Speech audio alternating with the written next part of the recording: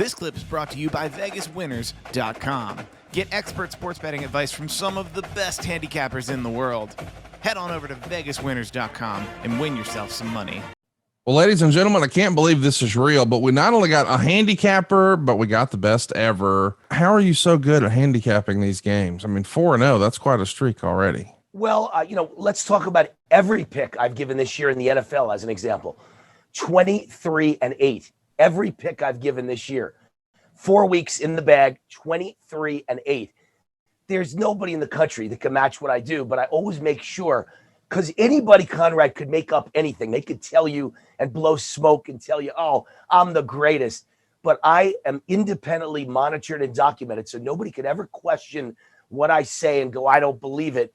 I send every pick to an independent monitoring and documentation service that has to get the pick before the game goes off and then publishes it after the game goes off so anybody can see what I gave. But this is the best start I've ever had. I've never been this good to start a season. You don't win every week, 4 weeks in a row, everything you put out. It's been the kind of year I've had. So get on a hot streak, because when a guy's on a hot streak like me, you want to ride it.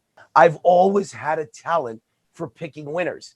Never quite as hot as I am right now, but I've always been very good at it. And I think it's because I do more homework than anybody else. The average guy or gal watching this podcast, they don't have time. They have a career. They have jobs.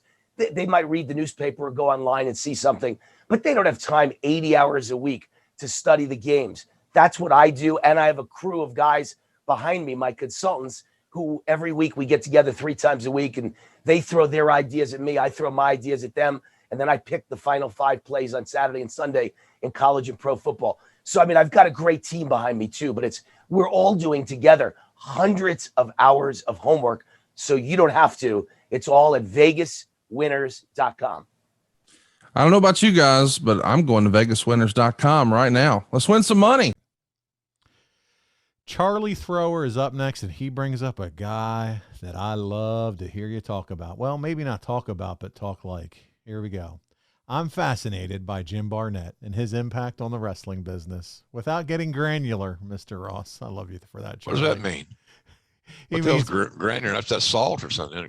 Granulated? Oh, it's granulated. I'll tell you. I'll explain it why. Granular is a word they use on Jeff Jarrett's podcast because every answer Jeff Jarrett gives, he is in the weeds on it. It don't matter what the topic is.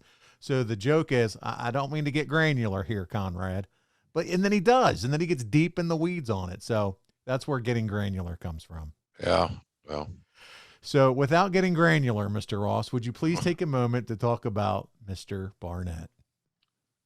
His impact Mr. Barnett was Mr. Barnett was a big part of my career. He's an Oklahoma City guy, went to Chicago University, extremely intelligent,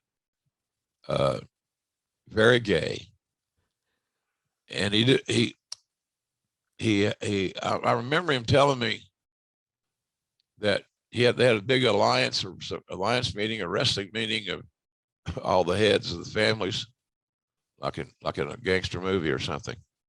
And they had it in Havana.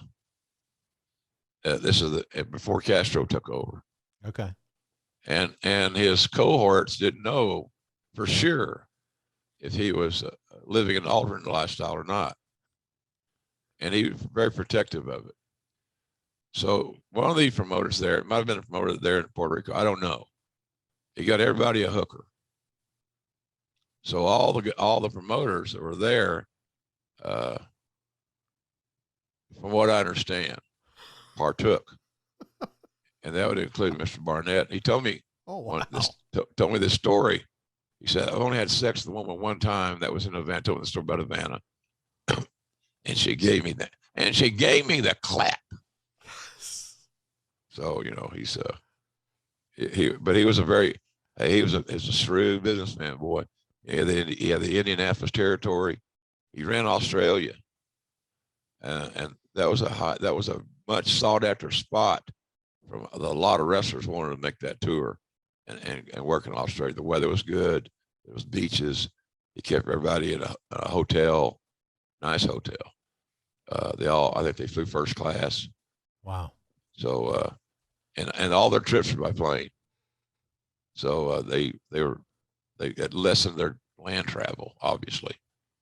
But he was a brilliant businessman. He was one of those. He's like a lot of the wrestlers. If he had $100,000 a week, he may spend 150 on jewelry and shoes.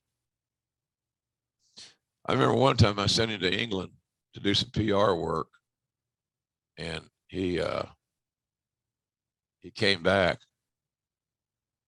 and I had to prove his expense report, which was funny.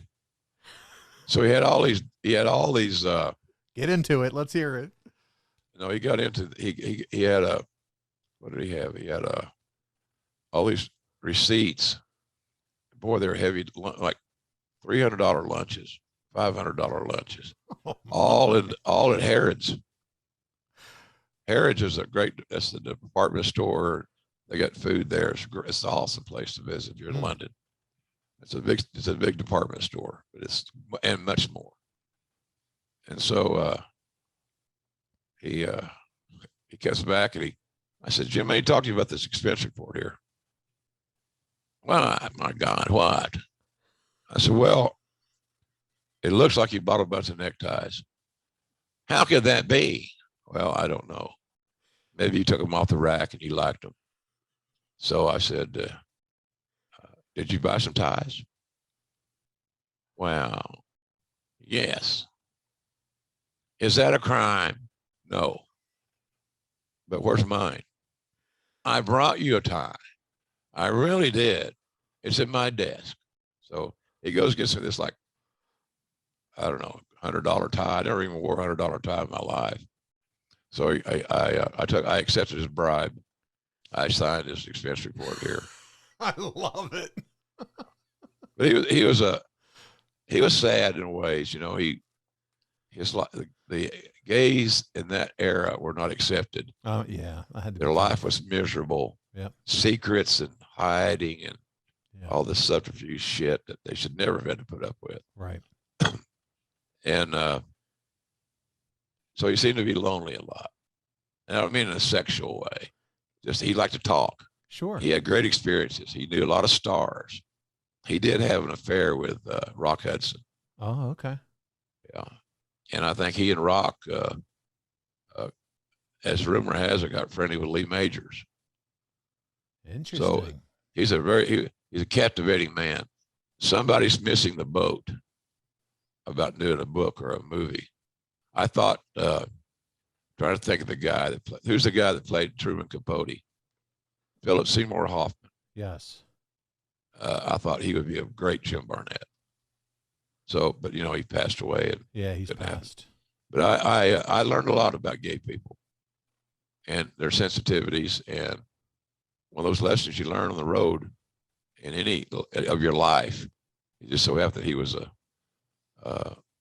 he wanted me to understand what he had gone through, and I had a lot more respect for him after that. And look, all aside, he screwed us on the house. I did my check. I got screwed. I got pencil fucked. That's fine. The line of the show so far. Anyway, but I like Mr. Barnett. I was sad to see him pass away. Yeah. He also was a fan of Cheeks, right? Conrad's cheeks. He would have loved Conrad's cheeks. Yeah. They're huge and they're so soft. They look like giant pillows in a king size bed in a department store. They're big and they're fluffy. Oh my God. There it is. The oh my God. Yes. Connie. All right. Good stuff. Him and Conrad would have got along great because they're both intellectuals. Seriously. Yeah. They'd have gotten along real well. People, I know what he's getting at. He's, I'm like, we ain't going down the back door here or nothing. I'm just saying. they got a lot in common. They both love pro wrestling, and they're both very intelligent people. Right. Could you imagine a conversation with Conrad and Jim Barnett? How great. Would that be? That sit down would have been rivaling anything he's done. Yeah. Wow, what could have been? Well, no, thank you for sharing that. I always love hearing him. I love hearing your impersonations of Jim Barnett. So fun and so good. And you're helping carry his memory on in the business. So thank you for sharing that. You bet. Hey, it's Conrad Thompson. Thanks for checking out the podcast here on YouTube. Be sure to hit the subscribe button and the notifications bell so you get a notice anytime we upload some new content. And go save yourself some money right now. If you're in a 30-year loan or you have credit card debt, it's not a matter of if I can save you money. It's a matter of how much. Find out right now for free at SaveWithConrad.com.